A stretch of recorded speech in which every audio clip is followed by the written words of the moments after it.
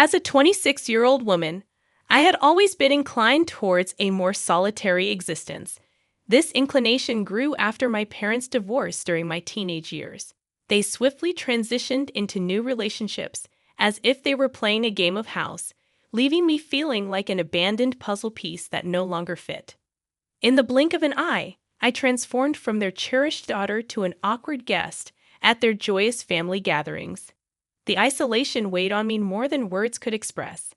However, I managed to construct a life of my own, distancing myself from their facade of harmony. I secured a job, found a small yet comfortable apartment, and even welcomed a feline companion into my life.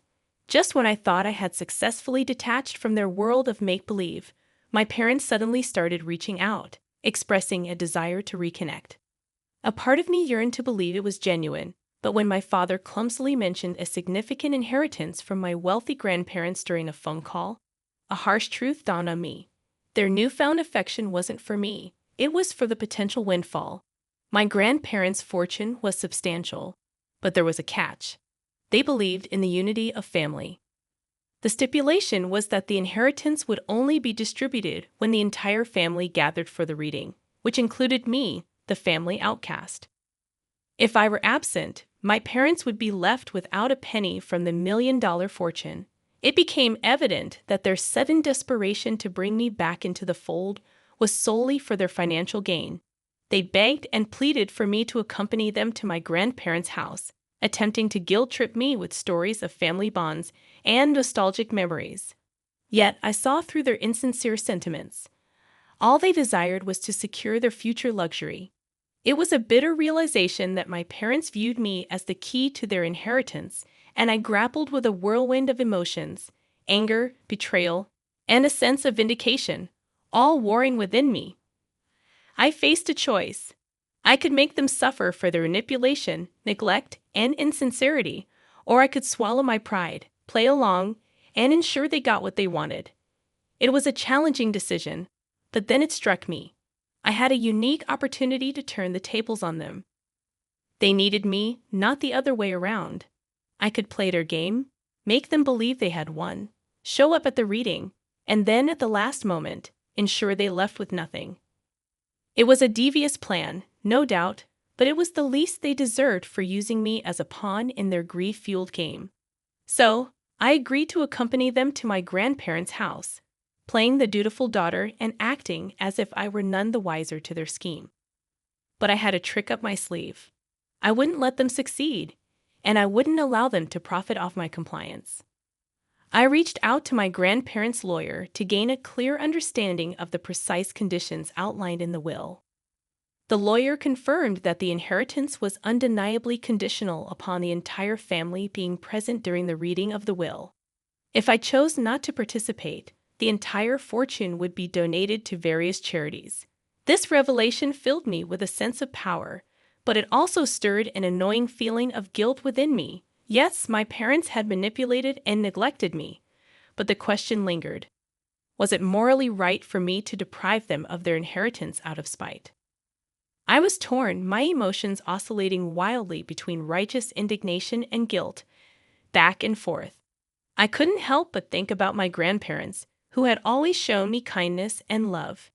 They were traditionalists, longing for family unity, even if it had become a mere formality at this point. Would they have wanted me to use their will to settle scores? This question haunted my thoughts, keeping me awake for many nights. A part of me yearned to honor my grandparents' wish for family unity, even if it was just a facade. However, another part of me vehemently protested, refusing to be a pawn in my parents' grief-fueled game. During this period, my parents were oddly attentive, checking up on me, inquiring about my life, and even inviting me for meals at their homes with their new partners. It was evident that they were trying to win me over. Yet their efforts only fueled my resentment. It served as a harsh reminder of the love and attention they could have given me but chose not to until money entered the equation. My bitterness grew, and my determination to carry out my plan intensified.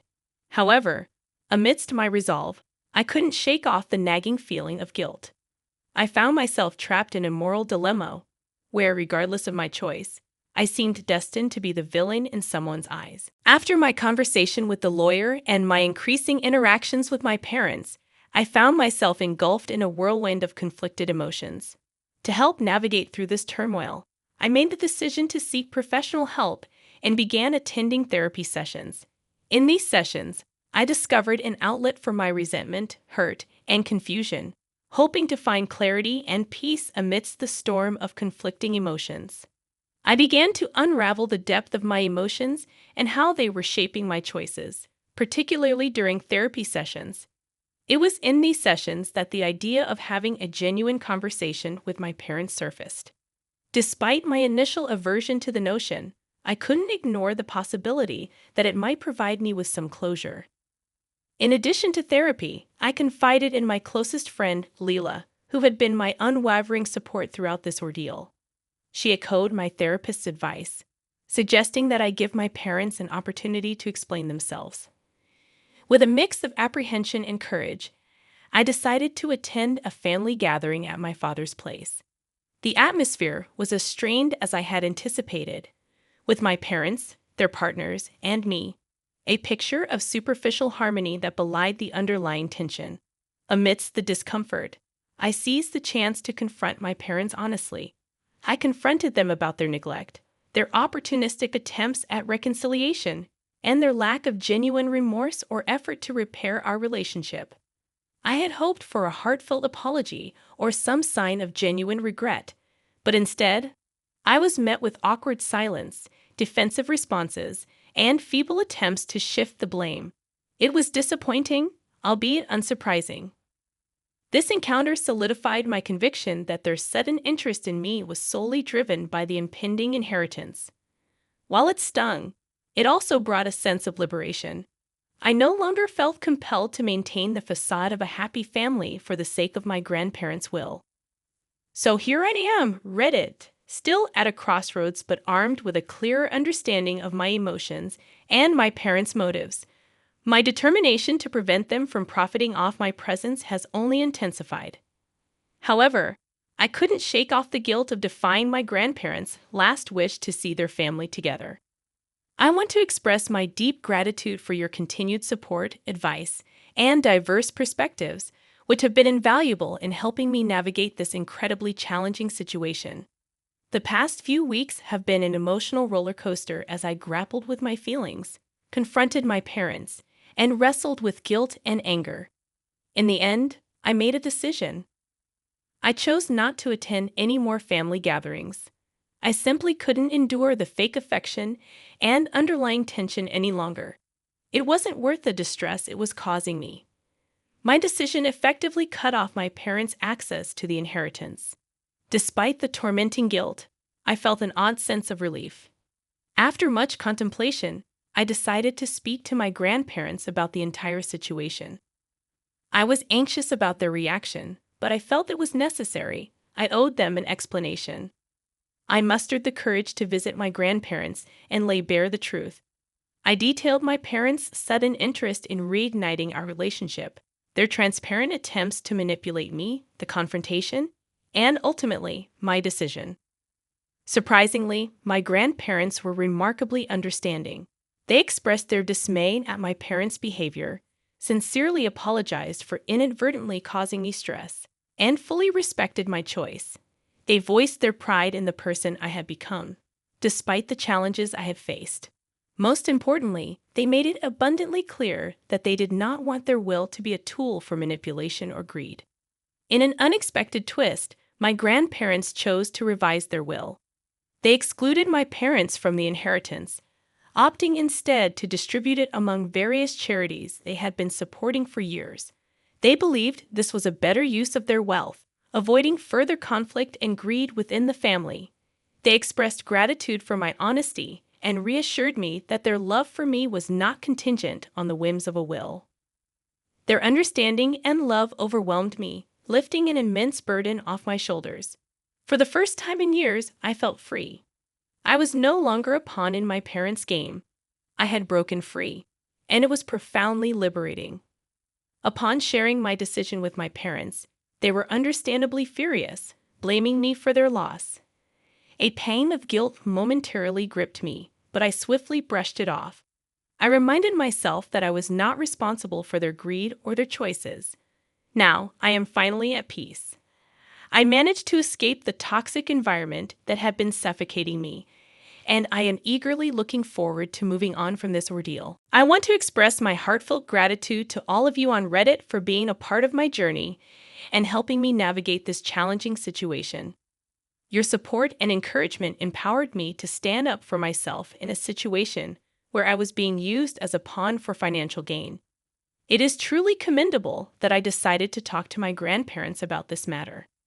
In the end, my grandparents chose to do what they felt was right. They donated their money to charity instead of allowing it to fuel the greed and ulterior motives of others. My parents were the ones who introduced deceit into the equation and ultimately paid the price for their actions. It's evident that you made sincere efforts to mend your relationship with your parents.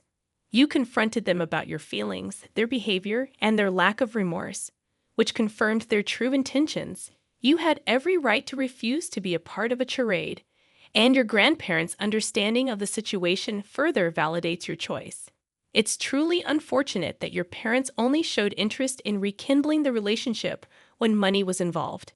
Their inability to offer a sincere apology when confronted speaks volumes. You took control of the situation, made a tough decision, and it's heartening to hear that your grandparents supported you. On another note, I'm a 27-year-old woman and soon to be married to the man I've been with for 6 years, Josh, a 29-year-old man. We've weathered various challenges together, strengthening our bond over time.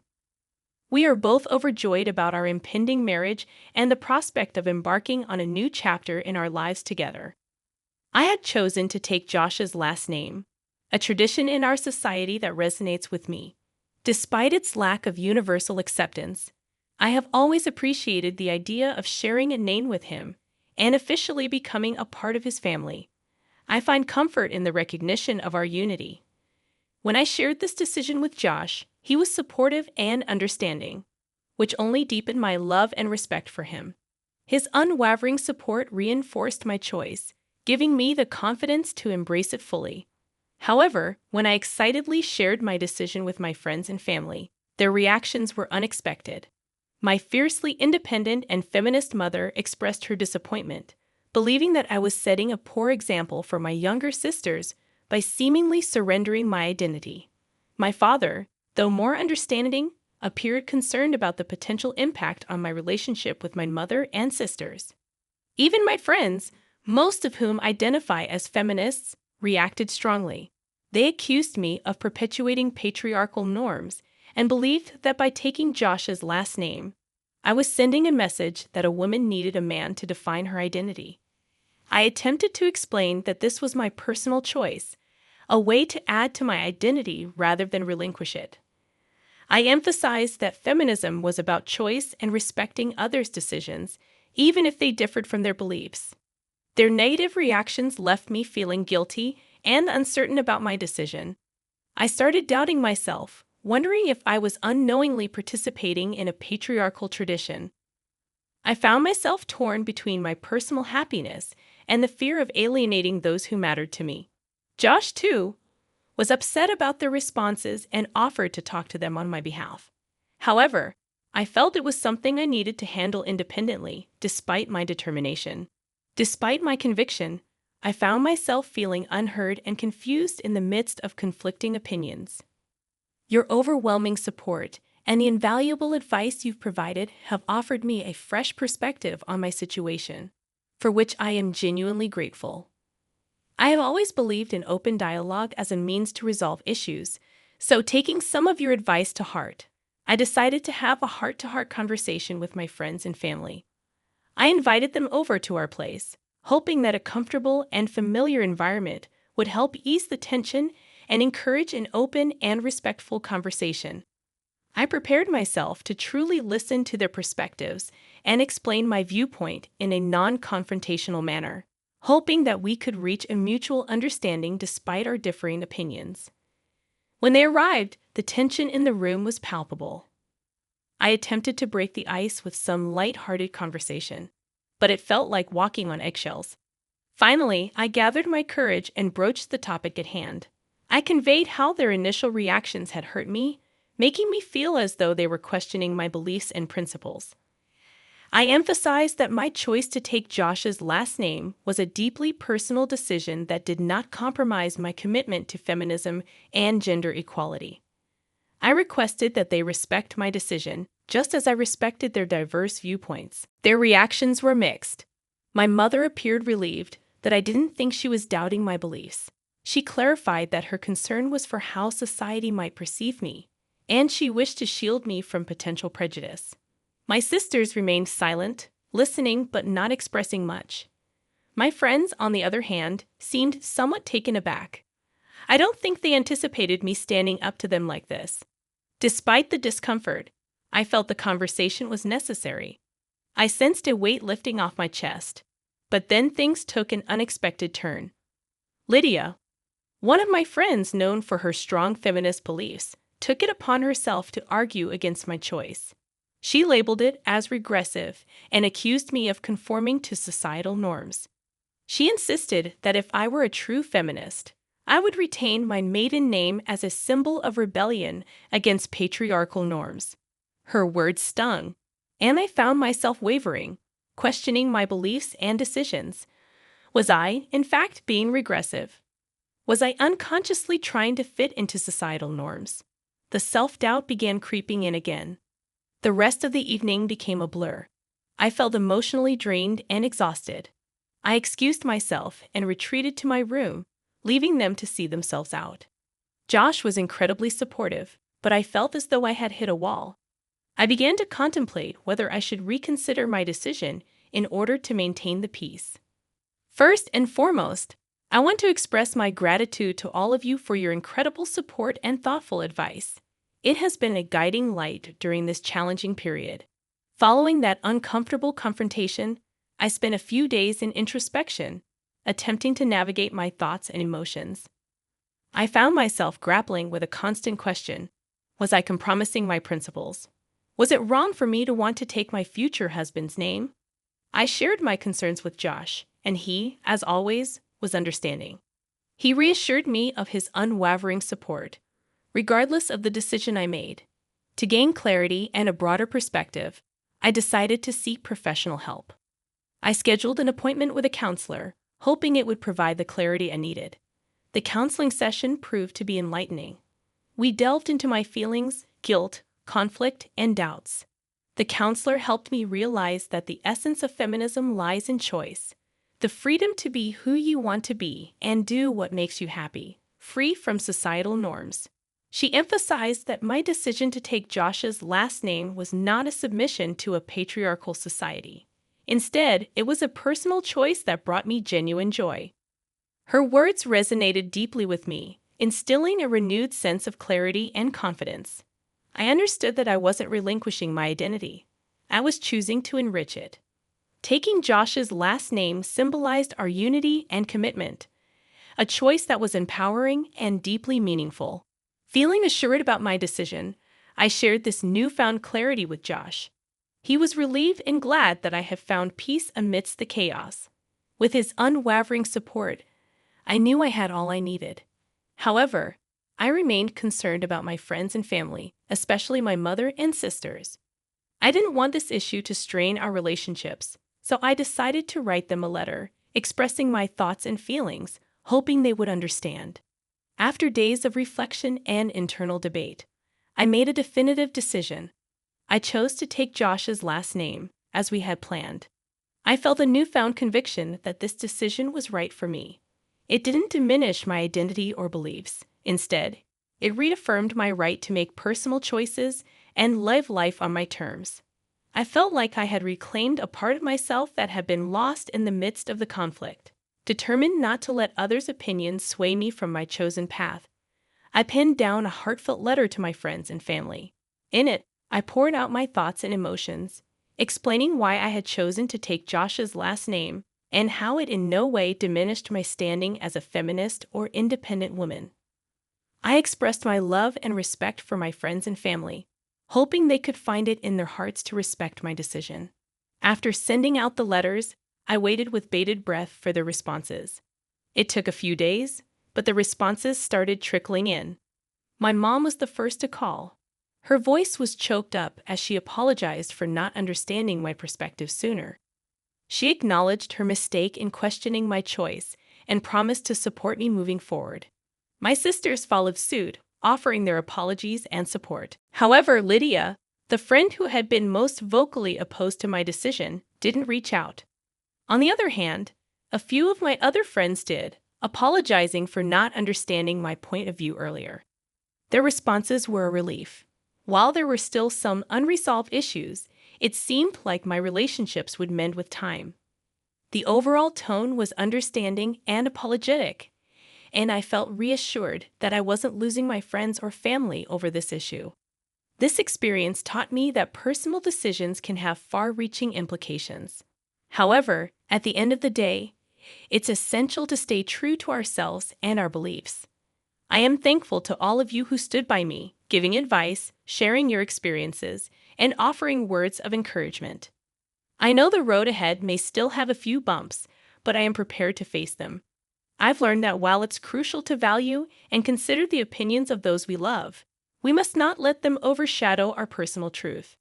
As a staunch feminist, I wholeheartedly believe in the power of personal choice, and that's what feminism is all about. Our identities are not defined by our names, but by who we are and what we stand for. By standing up for my personal choice, I've demonstrated my belief in personal freedom and empowerment, which is a strong feminist statement in itself. I won't let anyone make me believe otherwise. I handled this situation with grace and strength, and I admire myself for it. This situation was undoubtedly tough. It's clear I value my relationships and didn't want to hurt my loved ones, but it's equally important to respect my choices. Relationships should not be contingent on making decisions that align with others' views all the time. True feminism promotes choice, and I have every right to make decisions that bring me happiness. I'm glad I found clarity and stood up for myself. It took courage to do what I did, and I respect myself for it. I am not alone, and I appreciate all the support I received. Thank you all for tuning in to today's stories. If you have a story of your own that you'd like to share, please email us at the address provided in the description. If you'd like to be featured, let us know, and we'll pin your comment at the top. Don't forget to like and subscribe. Your support truly helps the channel. See you in the next one.